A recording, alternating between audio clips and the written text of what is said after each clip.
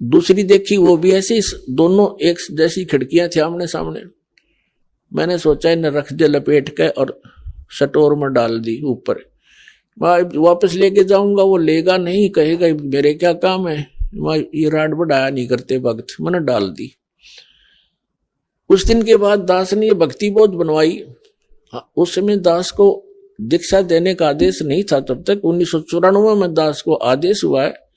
6 वर्ष तक दास सेवा करता था, भक्तों को समझाता था, गुरु जी के पास ले जाकर दीक्षा दिलवाता था। फिर उनकी रजा हुई, आदेश दे दिया दास को अचानक कि आज के बाद तू गुरु होगा।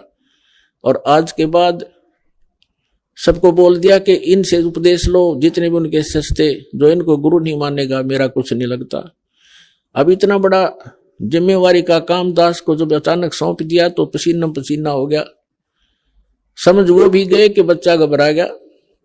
तो उन्होंने कहा कि बेटा तेरे साथ रहूंगा, घबराइए मत, और विश्व में तेरे बराबर संत नहीं होगा, पूरे विश्व में तैल का होगा।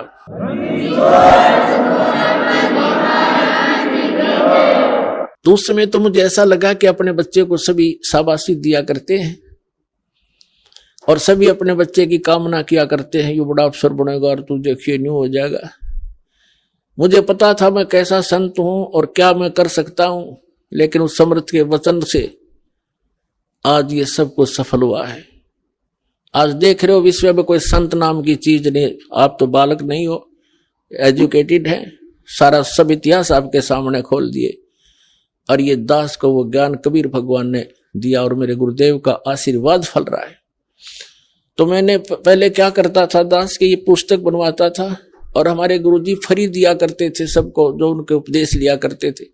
तो मैंने 2000 पुस्तक 5,000 पुस्तक बनवाई और उनको रख दिया कि हमारे गुरुजी ज्यादा रहते थे तलवंडी भाई, पंजाब के अंदर एक छोटा सा फिरोजपुर जिला में शहर है, कस्बा सा बरवाले जैसा, वहां ज्यादा रहते थे। और भी 3-4 आश्रम थे। तो यहाँ नजफगढ़ के अंदर था एक आश्रम, अनाज मंडी में, एक मोघा के अंदर है, एक खन्ना में था, लेकिन ज्यादातर वो तलवंडी रहते थे। और हरियाणा में केवल गरीबदास महाराज जी के एक समागम होता था। पर जैसे गरीबदास जी को भगवान मिले थे, कबीर साहब बहुत दिवस बोलते हैं उसको, उसमें छुड़ानी आया करते थे।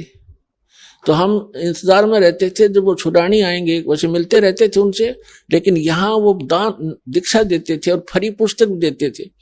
तो मैंने वो पुस्तक बनवा ली। यानी जैसे आजकल मार्च में, अप्रैल में, मार्च में वो चले जाते थे, फिर आते भादुआ के अंदर आते थे सितंबर में, जब गरीबदास जी का निर्वाण दिवस होता था, और मार्च में होता था उनका बोध दिवस। ये 2 ही तो उन पर उपलक्ष्य इन समागमों में आते थे। तो मैंने अप्रैल मार्च के समागम के बाद ये पुस्तकें बनवाने का निर्णय किया उनके आदेश से और बनवा कर रख ली। तो मैंने पूजा स्थल पर एक तख्त डाल रखा था, उन पर कपड़ा बिछा के सुंदर वो सारी पुस्तक लगा दी। आएंगे गुरुजी तो उनको संभलवा देंगे, वो फिर देते रहेंगे। सेवा के लिए रख दी। एक खिड़की में से शीशा टूटा हुआ था खिड़की का, उसमें से चूहे बढ़कर उनको काटने लगे। 2-3 दिन के बाद मेरी नजर गई कि चूहों ने काट दिया। तो फिर मुझे ये भी ध्यान आया कि एक खिड़की का शीशा तो बिल्कुल ठीक है, एक का शीशा टूटा हुआ है, और शहर से दूर होने के कारण एक छोटे से शीशे के लिए कोई चढ़ाने वाला भी तैयार नहीं होता छाने के लिए। 1-2 बार कोशिश भी की थी, वो ट्राई मटोड़ कर देते थे, ज्यादा कार्य होता आ जाते थे। तो मेरे दिमाग ने काम किया कि वो दोनों जाली दोनों खिड़कियों की लाए थे, इनको ऊपर नीचे ओवरलैप करके लगवा देता हूं, चूहों से बचाव हो जाएगा।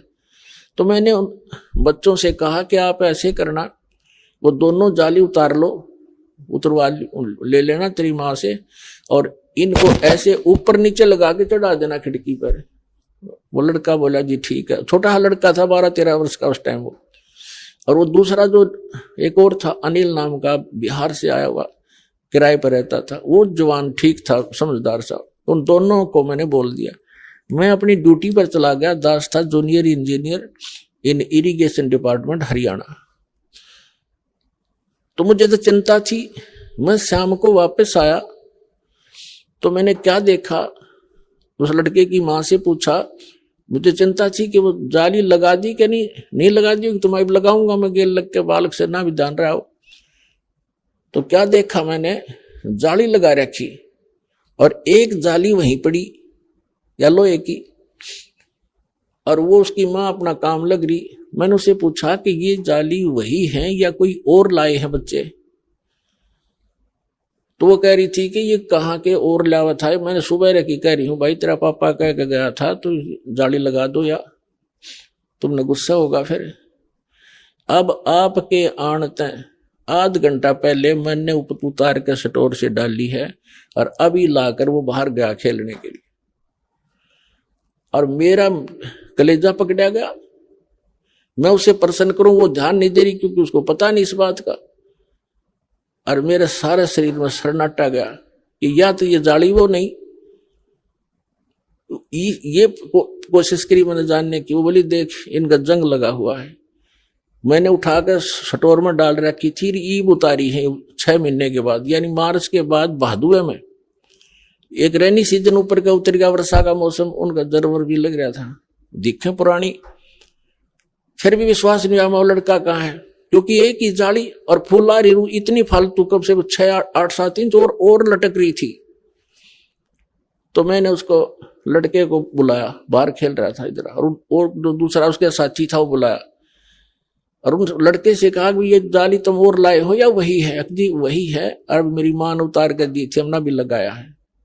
वो किराएदार भी कह रहा है कि अभी आंटी ने उतारा है, अभी लगाया हमने। मैंने लड़के से, देखो हमें ज्ञान नहीं था, कोई भगवान वाला कोई काम हमारे सामने कराया नहीं था, ना विश्वास हो रहा था मेरा भी साची। हमने सुना करते थे, नो तो था विश्वास, भगवान पता नहीं क्या करते, पर आज तक होया नहीं देखा था।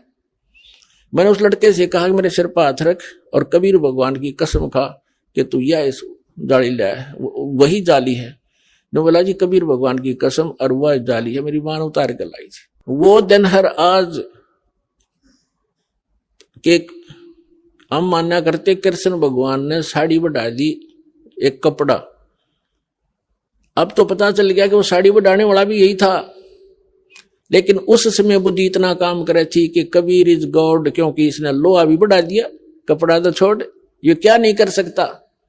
वो दिन सर आज पुण्यात्मा सन 1990 से लेकर आज 2013 हो गया, दास ने पीछा मुड़कर नहीं दिखाते। सारा संसार कुछ कहो कि कबीर भगवान नहीं है, इस दास की आत्मा से कोई निकाल नहीं सकता कि कबीर इज गॉड।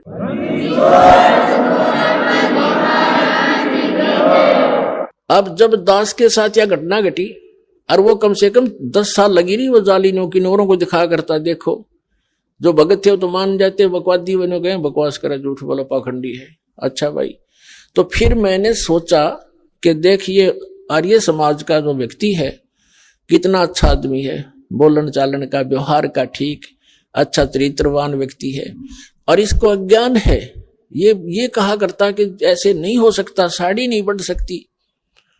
तो मैंने सोचा ला इसको समझा दूं, क्योंकि मेरे से पहले वो काफी प्रभावित था, क्योंकि भक्ति में हम लगी ही रहे थे, पहले भी भक्त जैसे थे हम, नाम ना मिला था तब भी नेक नीति से रहना और कोई किसी को दुख नहीं देना, ये पहले से नेचर थी। तो मैंने और वो मुझे ऐसा लगता था कि मेरी बात नहीं मानने का, लेकिन ये अज्ञान इतना गंध ठोक दिया उस मूर्ख महर्षि सिद्धानंद अज्ञानी ने, बिगाड़ दिया कितने व्यक्तियों भोली आत्माओं को। तो मैंने उसके पास बैठकर जिक्र किया, जी मास्टर जी आप मानते हो कि भगवान श्री कृष्ण जी ने उसकी द्रौपदी की साड़ी बढ़ा दी थी, जैसे विषय बढ़ाना चाहा मैंने, उसको चलाना था विषय को कारण बना के। वो कहता जी नहीं ऐसे हम नहीं मानते। मैंने कहा जी, फिर मैंने उसको अपने उस जहां वो जाली लगा रखी थी ऊपर चौबारे में, उस गैलरी में, उस नीचे उसकी कक्ष था, उसमें बुला लिया, वहां बैठ के मैंने वो लड़के भी बुला लिए, दोनों जिन्होंने जाली लगाई, इनकी माँ बुला ली ताकि इसका पेटा भर दूं, विश्वास दृढ़ करवा दूं और ये मान जा हमारी बात को। उसको मैंने कहा जी देखो आप तो कपड़े की बात करते हो, हमारे भगवान ने लोहे की जाली बढ़ा दी, आप सत्कर मानो।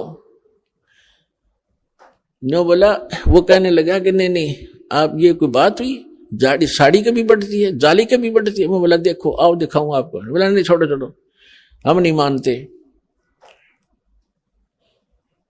अब वो काफी अटपट बोलने लगा। मुझे आशा नहीं थी कि इतना एकदम ऐसे गिरगिट की तरह बदल कर ऐसी बकवास करने लग जाएगा। मेरी आशा के विपरीत उसने ये बात कही कि आप तो ये पाखंडियों के बकाई हुई बातें हैं, ये है। अब पाखंडी तो मैं जब हूं, जब कोई मैं रोजी रोटी पाखंड से चला रहा हूं। मैं तो नौकरी करता था, जूनियर इंजीनियर था, 2 रोटी सुथरी मिल रही थी। अब भी मुझे पाखंडी कह रहा है ये मूर्ख। तो मैं चुप हो गया कि मैं ये अब इससे आगे बोलना कोई अच्छी बात नहीं, ये सुनता ही नहीं। मैं चुप हो गया, चल भाई अब आप नहीं मानोगे तो मानो मैं भी ना आपकी, क्योंकि मैं दर्द हो गया, मेरे साथ घटना घट गई।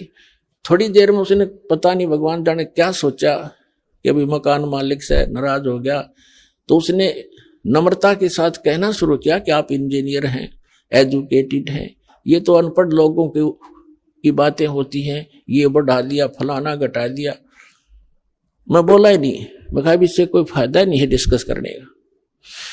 तो क्या कहने लगा कि मैं बताता हूं, महर्षि दानंद ऐसे होते थे। महर्षि एक बार अपने कमरे में अभ्यास कर रहे थे, योग अभ्यास, और उधर से उनके दूध का समय हो गया, दूध पीता था वो सुबह सुबह। तो नौकर गया, उसने खिड़की से देखा महर्षि दानंद कमरा बंद, और उसमें योग आसन पद्म लगा के और योग अभ्यास के द्वारा ऊपर उठे और छत के सिर लगा के धीरे धीरे वापस आ गए, फिर ऊपर उठे। तो उसने औरों को भी बुलाया नौकर ने कि देखो महर्षि जी क्या कर रहे हैं। हाँ, तो पहले उसने मेरे से क्या कहा, जब मैंने कहा ना कि देखो ये जाली बढ़ गई, हमारी लोहे की जाली बढ़ गई, तो वो कहता था अब बढ़ा के दिखा जब मानू मैं। उसने ये कहा था कि अब बढ़ा के दिखा मेरे सामने जब मानू मैं। अब मैं कोई बड़ा जादूगर थोड़ा ही हूं, मैनू नहीं कहता मैंने बढ़ाया, मैं तो कह रहा हूं भगवान ने ऐसा कर दिया। तो इससे वो मैं चुप हो गया था, मैं इसको क्या जवाब दूं भाई, मैं बढ़ाऊं तो फिर वो मैं अपने लिए तो नहीं कहा, भगवान के लिए कहा। तो फिर वो क्या कहता है कि देखो महर्षि ऐसे होते हैं, योग अभ्यास से छत के सिर लगा देता था, वापस आता था। मैं बोला झूठ, कति नहीं मानू, आप करके दिखाओ। ओडे का मुंह हो गया उसका, मगा करके दिखाए जब मानू तुझे मैं नहीं, झूठ बोलता है तो भी। लेकिन हम ये नहीं कहते कि ऐसा नहीं हो सकता, लेकिन महर्षि तो ये भी ना कर सका था, उदानंत है वो तो कति नारायण अज्ञानी और कति हर तरह से फेल आदमी था, उसकी फोकट में बना रखी थी इन लोगों ने। लेकिन ऋषि महर्षि यहां तक प्रमाण है कि संत स्वर्ग में चले जाते